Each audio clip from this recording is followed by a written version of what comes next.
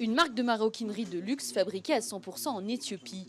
Abay Schulz a grandi dans un orphelinat dans le nord-est du pays. À 11 ans, sa vie a basculé. Adoptée par une famille américaine, elle part s'installer aux États-Unis et reviendra 15 ans plus tard, une licence d'économie en poche. Travailler le cuir était une évidence pour elle.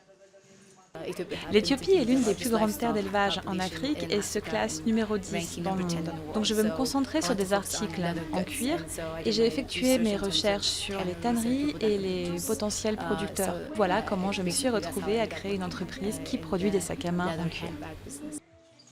Son objectif, prendre part à la transformation économique du pays en proposant des produits de qualité. Son entreprise ZAF a généré de l'emploi. Aujourd'hui, 17 personnes travaillent pour Abay, dont 10 artisans. Mais gérer une entreprise en Éthiopie n'est pas toujours de tout repos. Coupure d'électricité fréquente, difficulté à trouver une main-d'œuvre qualifiée ou à se faire parvenir certaines matières premières. Mais pour ses employés, Abay est un modèle de réussite. Elle est très créative et en même temps elle arrive à régler les problèmes très rapidement. Elle m'a appris à réfléchir et j'ai beaucoup appris grâce à elle.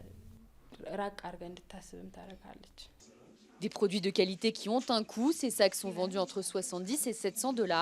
L'entreprise produit aujourd'hui plus de 400 sacs par mois, soit 4800 par an. La majorité part à l'export. Abay a ouvert un magasin en mars dernier à Addis, la capitale.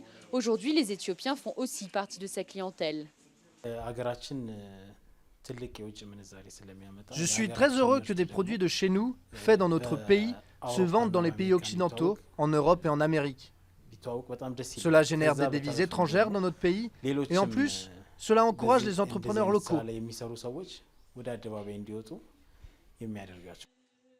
Abay Schulz fait partie d'un grand nombre de créateurs éthiopiens qui se penchent désormais vers le marché du luxe. Des standards haut de gamme dans un pays où le salaire mensuel moyen est en dessous des 40 $ selon la Banque mondiale. Mais la clientèle est là. La population huppée de la capitale et la diaspora défilent dans les magasins de luxe d'Addis Abeba. Le secteur du luxe a un bel avenir devant lui. L'Éthiopie est classée par le FMI parmi les 5 économies les plus dynamiques au monde.